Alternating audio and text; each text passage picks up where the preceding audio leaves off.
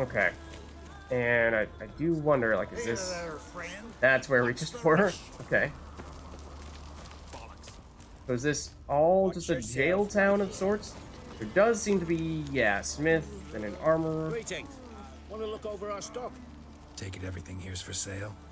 Sure, if you can afford it. The Jarl's a stickler for quality, so we keep no rubbish here. I mean, you say that. Zarginian Zephyrs, Mahakam battle axes, Viruleten short swords. Where'd you get so many continental goods? The sea provides. Is that And actually if it true? doesn't Does provide he on actually its have all those? own, you hack off hands that hold swords in a death grip. It's probably true. What? Yeah, think we just found all this on the shore, like seashells at low tide? Probably not. We can play with Gwent. Let's see what you actually have here. You're what you talking a got. big game, like you actually have really interesting things, but we'll see about that. Burden, Archers, Gamebason. Yeah, there are some interesting things here, at least from a chest plate standpoint. Okay, you are definitely an armorer. What is this? That's just parchment. This is Master Armor Repair Kit. Let's pick that up. I think we picked up the weapon equivalent to that pretty recently. And you are a Journeyman Armorer, so that's the middle tier. You're okay. Might be able to do some things that are a little bit special, but not necessarily sure there's anything that we really want to buy here. Yes, this is an upgrade from a direct armor standpoint. We get a little bit of life as well, a little bit of adrenaline point gain, a little bit more resistances to some things. We lose out on the attack power, though, which is one of the primary reasons why we were going with the feline armor to begin with. And like we've been saying in the past, the feline armor is upgradable, so we do want to try to do that when we can. You aren't going to be able to do it because I think you need to be an expert. You are not an expert. We have other things we can sell to you, though. Are we allowed to sell these types of things? We can sell crafting materials. We have 32 sapphire dust. Wow. Just out of curiosity, how valuable are things like the emeralds and diamonds if we were to try to sell them? Actually, not worth quite as much as I would have thought. Though they are decent. What is this? This looks strange. Lesser Glyph of Infusion. Okay. But I do wonder if maybe we could just, since you have a lot of coins here, could we dump a little bit of some of the things we have a bunch of, like Monster Teeth? Those drop pretty often. Monster Tongue, similar story here. Get rid of some of them. Leave ourselves with more of the big things, though, that are a little bit harder to get. Monster Claws, we can definitely dump some of those. And what was the other one we have a lot of? I was thinking, well, Monster Saliva, we can dump that as well, I think. At least a bit. And Venom Extract, that's pretty common. I think that was one of the ones we were talking about a little while ago. There was one of our items that we could actually break down, a sword that could give us Venom Extract, which was a little strange. But, sure. It's actually somewhat easy to get, so no problems there. Other things that are more materials that we would actually use for direct crafting, or well, at least, not to say those other things we wouldn't use, but more of the metals and things of that sort. I'm less inclined to sell here. We do have a lot of, what are these, Intriga armor plates? Those are actually pretty valuable, but I think those are useful crafting materials. Some of the bigger chest plates, I think, do use those. This glowing ore, that is valuable, I think. How expensive are the pearls? Oh, the pearls are actually, yeah, they're worth a lot. Like you guys were saying. And potentially used for crafting some things. Just sell like a few more of these.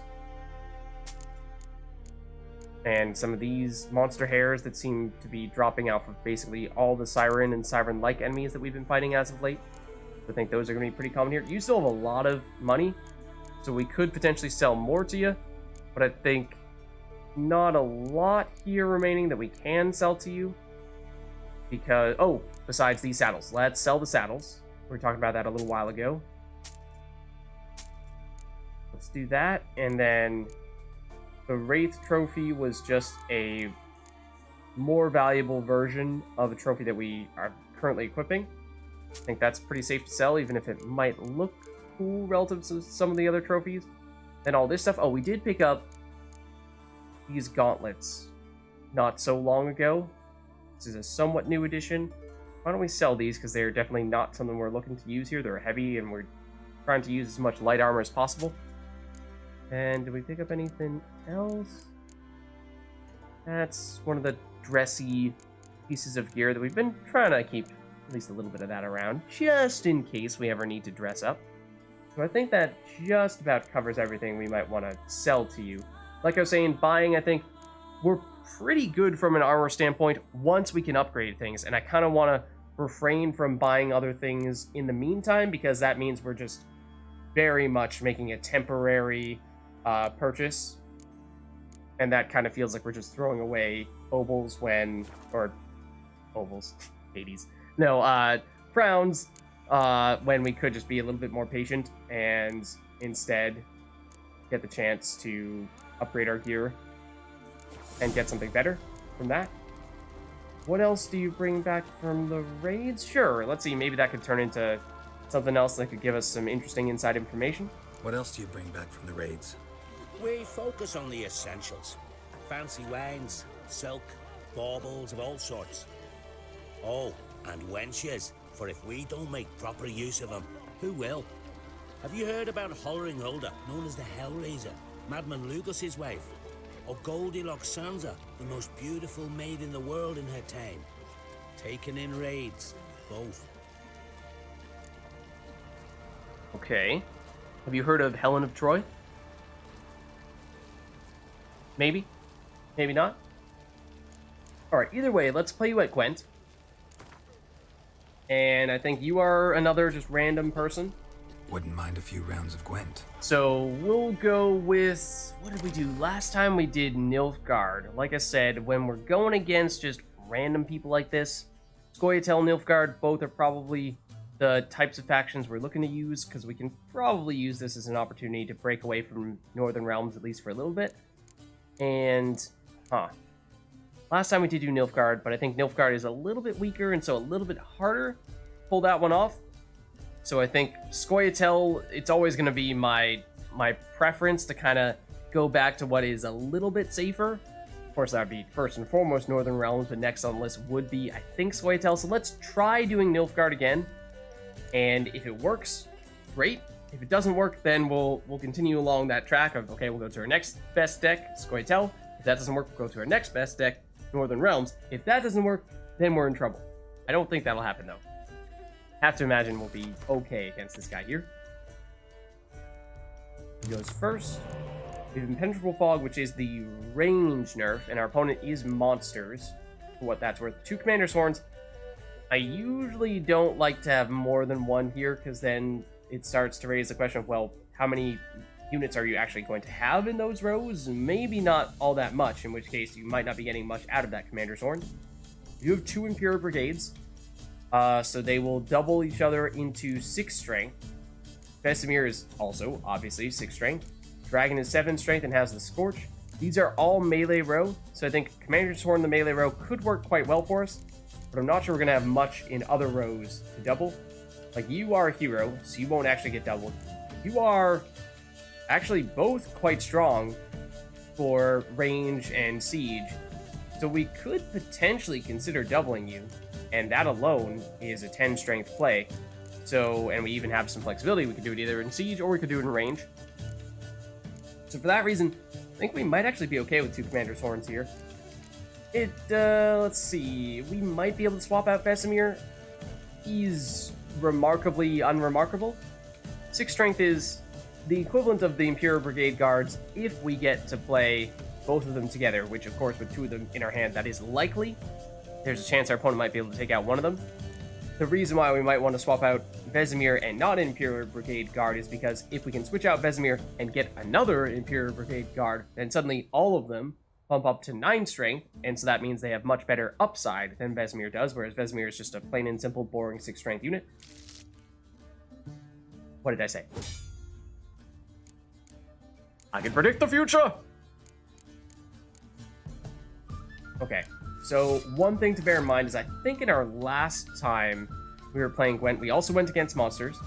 And our opponent also played a lot of things in the melee row, and we had both the dragon and the scorch.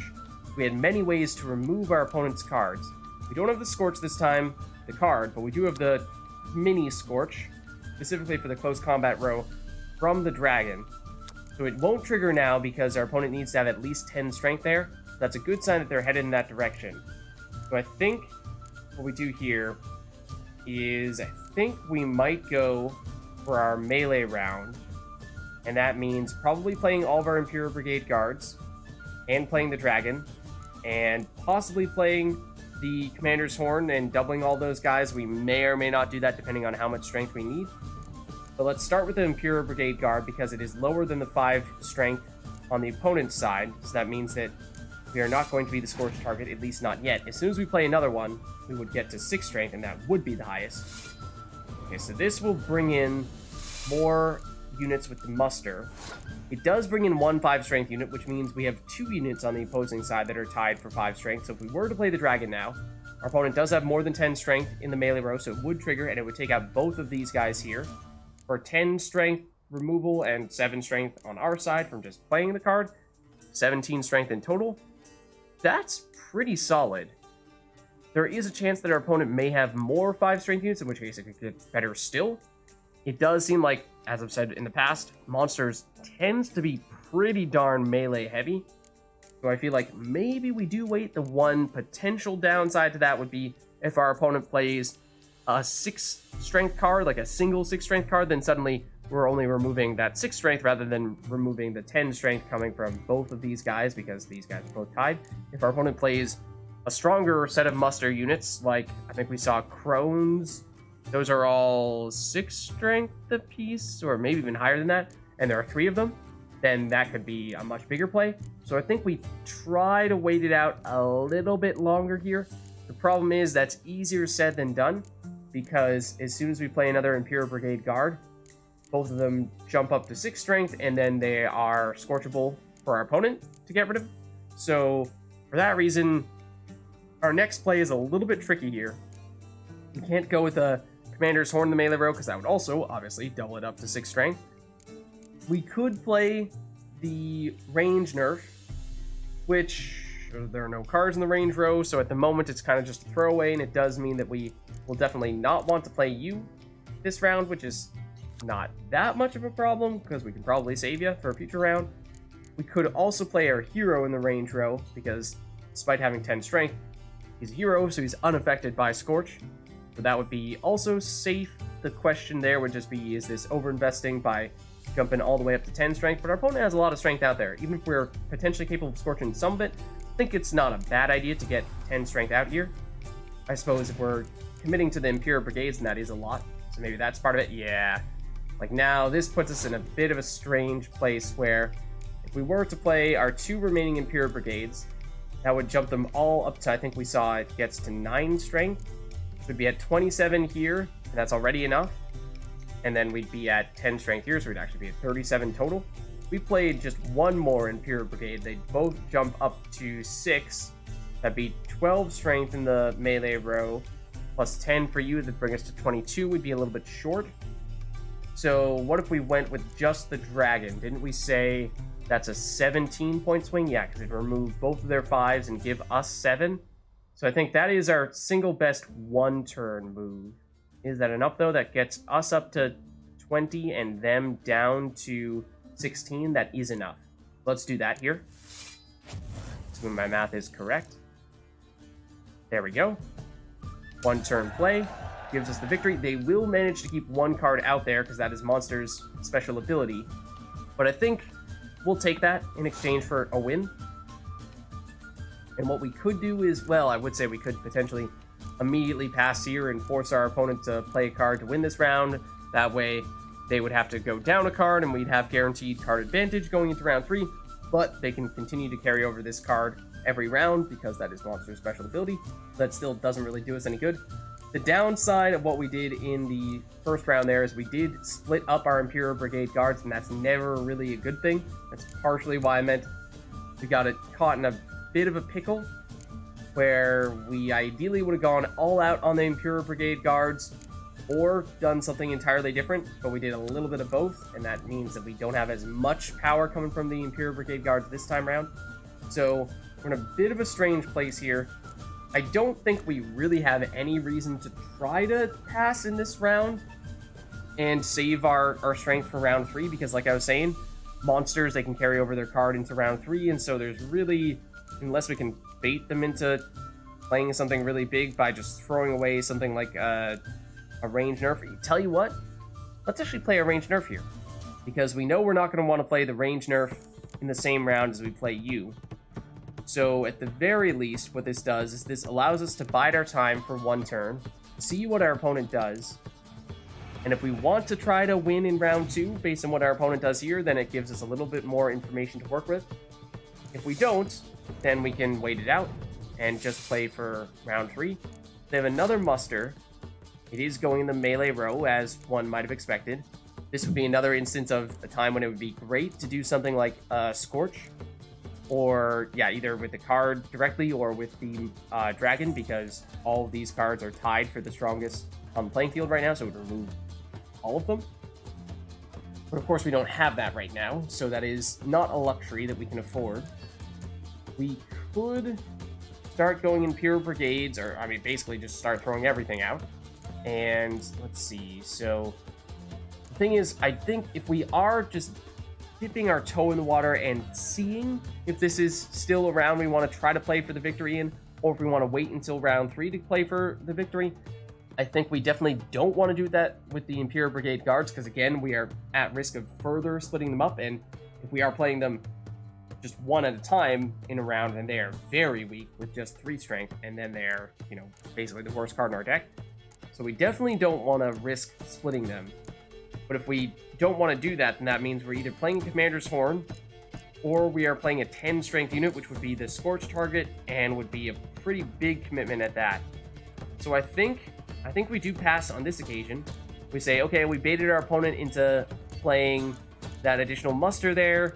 Now we know that they won't have that carrying over into the next round, which is kind of nice. So I think we live with this.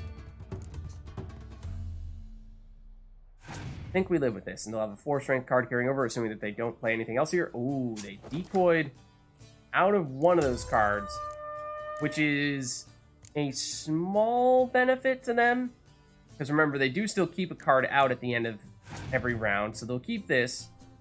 They do have the ability to replay this as the card that they decoyed, but it doesn't have the chance to do anything special with its muster ability, because they originally played this card in round 1, and that's when the muster triggered. All the other vampires are currently in their graveyard, so it's not that big of a play.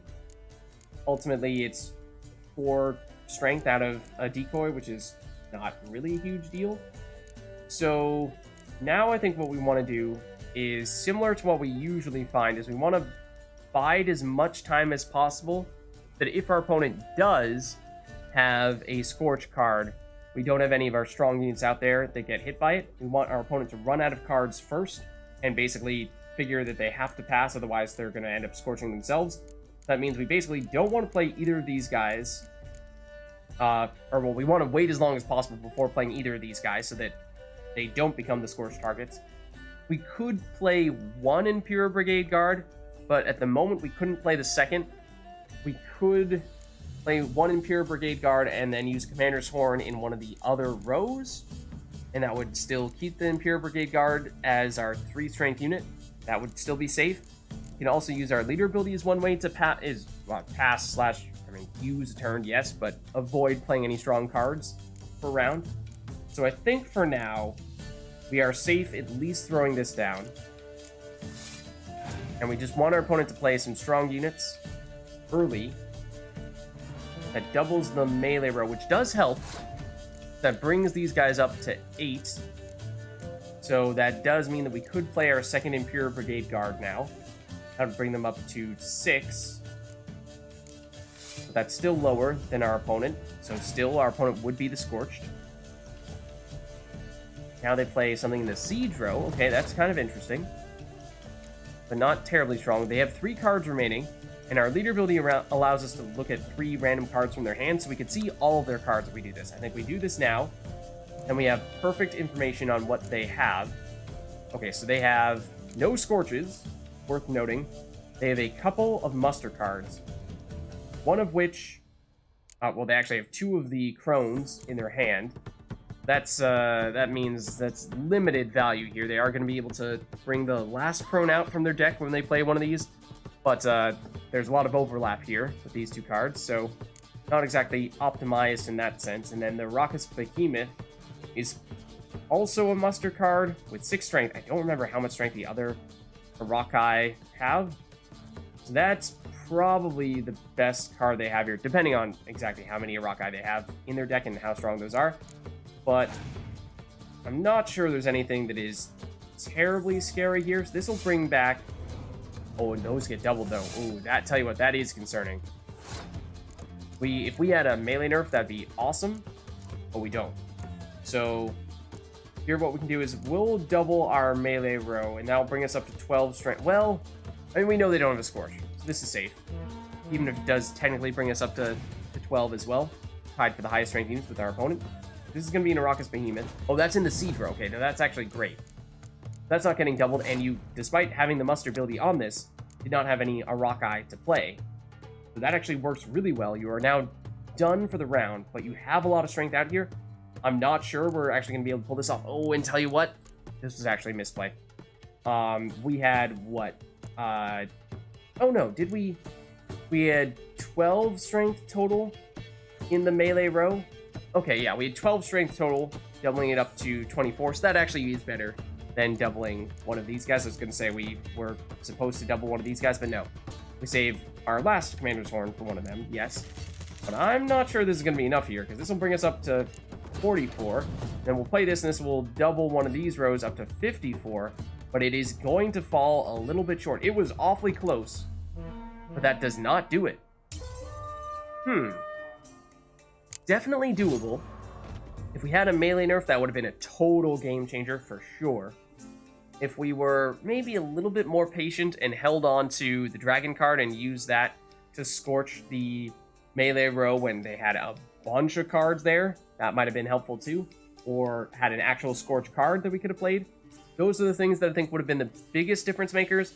So if we have any of those with another round playing as Nilfgaard, then that might be enough for us to win here. Otherwise, we could, of course, try going to one of our stronger factions. I feel like it's pretty doable. Looking for something specific? It's not like we had a bad hand there to play that round. It's more so just that our opponent has a very specialized deck. It is almost entirely melee. And so if we have a way to make sure that we can stop the melee row, then we can counter him pretty effectively. Wouldn't mind a few So let's rounds of Gwent. try going Nilfgaard again. And we might even deliberately, we take a look here for just a second, take out the range nerf, because I don't think we saw a single range card. We're going to customize our deck a little bit, specifically for this enemy here. We're going to maybe even take out a Commander's Horn.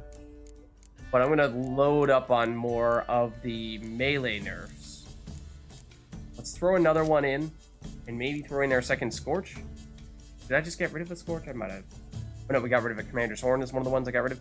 Yeah, let's throw in a Scorch instead, because we saw they have so many muster units that we have a pretty decent chance of being able to take out multiple cards at the same time with a Scorch, especially if our opponent goes first.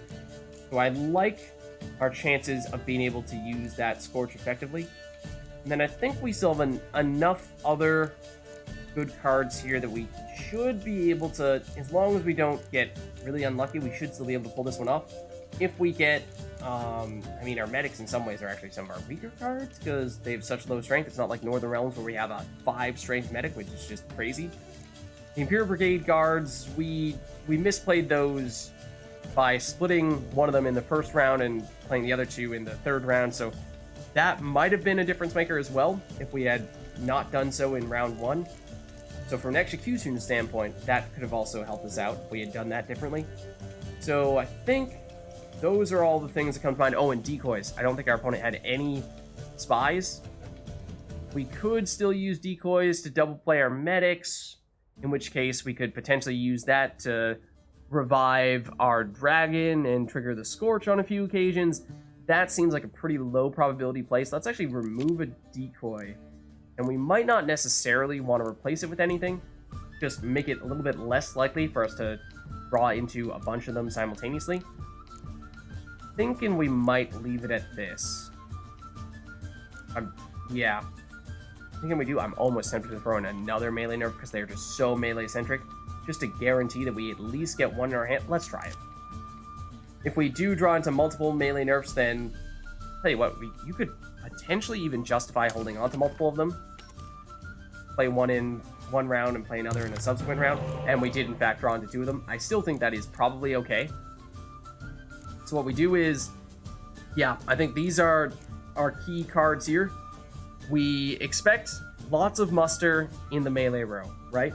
So I think we can use a Scorch to get rid of 1 round of them, melee nerf to get rid of another round, and another melee nerf to get rid of another round. Of course, that is 3 rounds worth of things there, but that means that maybe we can mess with them even in the round that we're not necessarily expecting to win. We do still have 2 Impure Brigade Guards, which is not a ton. They double themselves into 6 strength if we can play them together, which means they are functionally the same as you, except if we are able to draw you or redraw you into another Imperial Brigade Guard, then suddenly the Imperial Brigade Guards get better, assuming we don't do what we did last time and accidentally split them. Other than that, we have some heroes, not a ton, but a couple.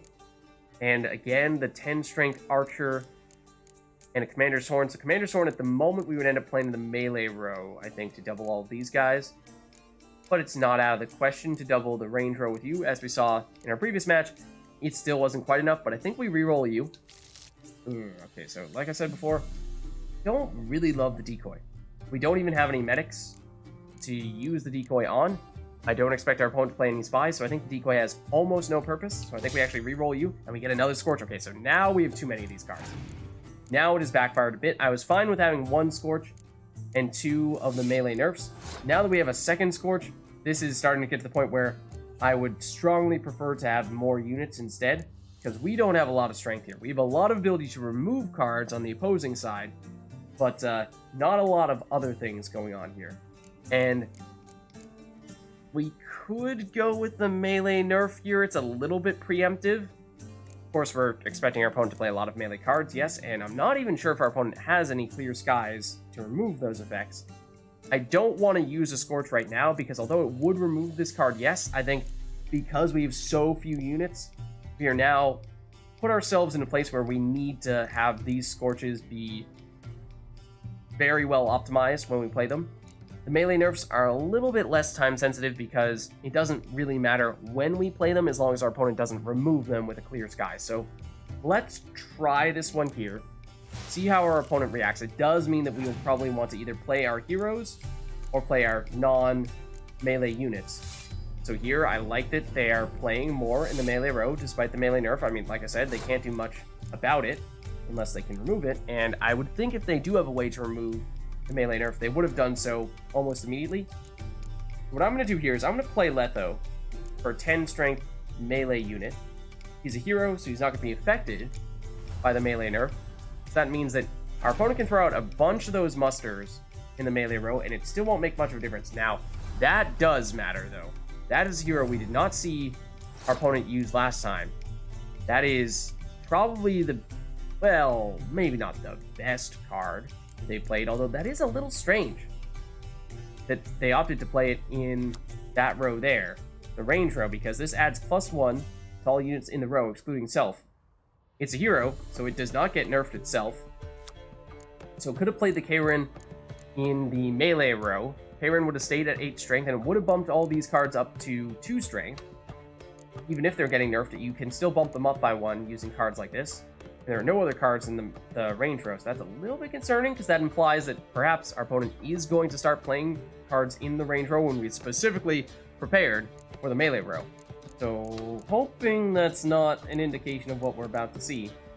What we're really looking for here is kind of to bide more time before we use a Scorch, because eventually we can use a Scorch to remove all these cards. Because remember, both of these guys are heroes, so they are not Scorchable. The highest units highest non-hero units are those ones in the melee row. Of course, they aren't really doing much damage here, so this Scorch is not really a high priority at the moment. We also don't really want to play our Imperial Brigade Guards, because they will get nerfed. I also don't really want to go as big in as playing another hero or range card. I kind of, for that reason, think we might want to play our leader ability. I liked saving it in the past for when we knew our opponent only had 3 cards remaining. That way we knew for certain these are all the cards our opponent have, and there's nothing else that we need to concern ourselves with. If we play it now, we know that we're getting only about a 50% look in, actually a little less than 50% look into their hand. But I think from a timing standpoint, we almost need to do this. So yes, they do have certainly some melee musters, and this is a range nerf. So this is good that we saw this, because we do have a powerful range card that would be affected by that, namely you. So we need to be careful of that. Our opponent is winning, but only by 2, and they have passed. So we can definitely win this round if we Scorch, or if we play any of these cards here, but I think we need to be so careful about when we play them, because we have, like I said before, so little strength. But I think this is one of those times where we play a Scorch, and it basically means winning this round here. So I think we take it. And let's pass. And now, let's see. We go first here. Our opponent does not have any cards out. So actually, this is a good time for us to immediately pass. That means because our opponent did not get the chance to benefit from Monster's special ability of carrying over a card from one round to the next, because that doesn't work when all of your cards are in your graveyard. So what we do by passing, especially because Nilfgaard wins ties, is we force our opponent into playing one more card here. They're kinda sorta going down a card into the last round again, since they can carry cards over from one round to the next. Except I don't think they can carry over heroes. I think that was actually a huge misplay. Yeah, because that card goes to their graveyard. That was a huge misplay on their part. So their hero card cannot use the monster special ability to carry over from one round to the next, so that card went straight into their graveyard, rather than playing any other card that would have stuck around. Maybe they had only muster cards remaining, because we knew that they had actually 2 of the vampires in their hand, and so they didn't want to play a muster and summon all the vampires from their deck and super overcommit to everything, because that would have they'd only carry one of these bazillion cards over. Let's see here. So one tricky thing is, if we do want to nerf the melee row, then of course that does mean that we would be nerfing the Imperial Brigade Guards, so we did not necessarily split the Imperial Brigade Guards from our other melee nerf. Then again, our round 2 went about as well as it could have gone, so I'm not sure we really should have played anything in that round anyway. So I think it's largely just the construct of the hand that we ended up with, where we just had a little bit too much going on with those special cards. So Scorch only removes the Catacomb, the 5 strength unit. So I feel like we probably don't want to do that now. I think we actually lead off with the melee nerf. I'm pretty confident that our opponent does not have clear skies. That may not necessarily be the case. Well, tell you what, no, let's lead off with an Imperial Brigade Guard, because what I was going to say is, you do this, drop everyone down to 1 strength. Oh, yeah. Okay, reason why I think we lead off with this. I'm going back and forth on this, but I do think we probably lead off with this, because then what it does is it lowers everyone in the melee row down to 1 strength. That means that everyone is the same strength, which means that a Scorch suddenly removes everyone on the playing field on the opposing side. And that's something that we want to do before we play the Imperial Brigade Guards. When we do play them, yes, they will still get nerfed down to 1, because the melee nerf effect will still be there. But at least we aren't deleting them altogether, which would be the case if we played them and then played the Scorch. So order of operations, I think, is important here, unless we say play the hero first. Let's actually play a hero first. You're immune to everything, so this is a safe way to just bide some time. Then probably comes the melee nerf. You're doubling your melee row, which actually is helpful in some ways. We knew that was probably going to happen because that was your leader ability, so you're going to use it at some point. What that means is now we can melee nerf safely, bring you guys down to just 2 strength, and that's still going to happen even with your crones here. And so now we could either play the Imperial Brigade Guard, and it would drop down to 1 strength, and that means it would still be safe from a Scorch that we play in the next turn. Or we could Scorch right now. Let's play the Imperial Brigade Guard. It gives us 1 more turn for our opponent to play even more in the melee row. But there is the range nerf, and we knew they had this. And that was one thing I was thinking about, was obviously that does mean that you are going to be very weak here. But I think we are basically removing most, if not all, of our opponent's strength by pulling off this play here. So I think I'm still okay with that. I'm wondering if there's any way we can find a way to spend 1 more turn before we play this Scorch, so that way our opponent has played every single card, and we can potentially nerf every single card that they have. But if we play this in the melee row, then we end up doubling the Imperial Brigade Guard into a 2. Suddenly he gets destroyed. We play the other Imperial Brigade Guard, then they double each other from 1 to 2, and they both get destroyed from a Scorch. If we play you, you drop down to a 1, and you're safe. Yeah, that's actually the best way to go. It's not a strong play, but it's a play that we're ultimately going to want to make. You're still the lowest card out here, tied for the lowest, so you're not going to get Scorched. And we may not know what our opponent's last card was, because remember, we only saw some of their cards when we looked at their hand. But it may have been a Scorch, because they decided to pass even when they had a card remaining. So I think this is where we Scorch, remove all of their cards. They now have 0 strength, so we may not have much, but it's better than 0. And now we'll play this, and they will double each other to 2s, and then we'll play Commander's Horn in the melee row and double them to 4s, and suddenly, we made it work. So it was a weird hand, but in some ways, you know, we strategized based on what we knew our opponent had, and it worked out. Let's see what we get for it. Got the crowns back. Torrential. Oh, you gave us torrential rain? That's what, the siege nerf? Did we really need a siege nerf? We definitely did not need an additional siege nerf card, especially when our strongest deck, Northern Realms, is very siege heavy. Okay, that was, yeah, not really what I was looking for. Greetings. As for What do you, you want? Someone's in a good mood. What mood would you be in if you'd lost your son? Still asking. oh, What do you want? so we are in the southern area of Ardskellig, and remember, there was that quest for the Lost Brothers, I think, that was in southern Velen, or not Velen, Skellige, and Ardskellig specifically. Also, not sure why the world is going back and forth between night and day right now. No, you're not seeing things. I'm seeing that too. So I'm thinking you might be the father of said people. Could try trading with you. I suspect you have similar things to what your friend next door has.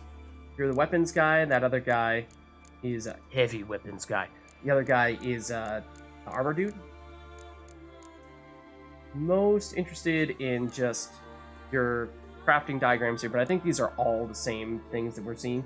Basically, everyone in Skellige seems to be offering the same diagrams, and so I think for the same reasons we passed on them before, we'll continue to pass on them here. They're high levels, so they look good, but hard to say if they are actually good when you compare them to other weapons that we would eventually find once we can actually equip level 36 or whatever items. Crossbow is level 14. Our existing crossbow is level 14. This one here, though, has slightly better damage. To tell you the truth, not sure how much that matters, because the only time we're really using the crossbow is underwater, where basically we automatically one-shot things, so the damage really doesn't seem like it makes much of a difference unless you are actually using the crossbow on land, which is physically painful for me to do. So I don't really think this matters much, even though it is technically a small upgrade. And we could try selling some little things to you, but we just did that with your friend, so I think we're fine there. And that means that, yeah, what happened to your son? Let's ask about that, and then we'll probably play you at Gwent. Your son. What happened to him? Drowned. Finback tipped the boat he was on for his first journey into northern waters. Sorry to hear it. Sea swallowed his body. I'll not bury him. He'll not feast with his ancestors. So maybe that is not actually affiliated with the Lost Brothers quest. I don't know. I was kind of thinking that either it would be that, or we'd get some other quest indicator based on that. I suppose usually we only get those updates when we actually finish these conversations, so maybe there's a chance once we do finish this talk, we'll get some kind of quest update. Let's start playing at Gwent before we all lose our minds as it continues to switch back and forth between night and day.